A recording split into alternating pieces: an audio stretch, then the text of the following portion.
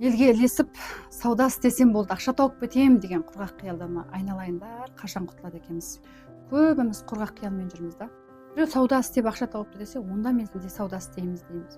Біреу бизнес істепті, пәлен нәрсе жасап жатыр екен, қаржы қосыпты десе, біз де соған жүгіреміз. Бұрын енді осыдан бір 15-20 жылдың алдында болса, мысалы, бір нәрсені әйтеу тырысып жанталасып жасасаң, содан ақша табатын едің. Қазір оған келмейді. Миыңды істетпесең қол аяққа күш келеді деген заман қазір келіп тұр ғой. Қазір адамдарға еңбектен гөрі энергия маңызды болып қалды. Біз қаншалықты жүгірейік, жанталасайық, бірақ егер де сенің санаң бірінші таза болмаса, екіншіден сенде қаржылық сауаттылық болмаса, үшіншіден істеп отырған жұмысыңды не үшін істеп отырғаныңды махаббатпен істеп отырсың ба, жоқ жай ғана елдердің дүрмегіне ілесіп істеп отырсың ба, соныңды анық білмесең, онда сен ешқашан ақша таба алмайсың. Анау ақша тауып кетіпті ғой деп, оған мол қаржы салып тастап, содан кейін жығылып жатқан адамдар да көп қазір.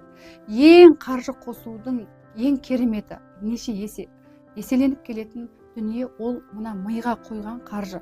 Саудаға құйса мүмкін, жоқ болып кетуі мүмкін, бірақ сол сауданы істеп ақша табу үшін де адамның мына санасы дұрыс істеу керек, таза болу керек. Егер ақылың болса, онда неге ақша таппай жүрсің деген сөз бар ғой қазақта. Сондықтан сіз ақылды болған кезіңізде, сіз санаңыз дамыған кезде, сіз өзіңізді өсірген кезіңізде ақшаның артынан сіз былай жүгірмейсіз. Қайта сіз тұрған жерге ақша өзі келе бастайды. Бір қарап, әрбір алдыңа келген мүмкіндікті байқай аласың және көре аласың. Өйткені неге?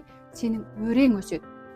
Ал сен өзің төменгі деңгейде тұрып алып, алысқа қанша қол созып, әйтеу істесем болды, ақша тауып кетемін десең, онда қателесесің. Сондықтан ең бастысы адам ақшаны бірінші болып санасына салу керек.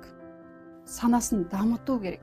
Сол кезде ғана сіздің тапқан ақшаңыздың әрі берекеті болады және не істеуді, не істемеуді, қандай жерге ақша салуды, қандай жерге ақша салмау керектігін өзіңіз білетін деңгейде боласыз.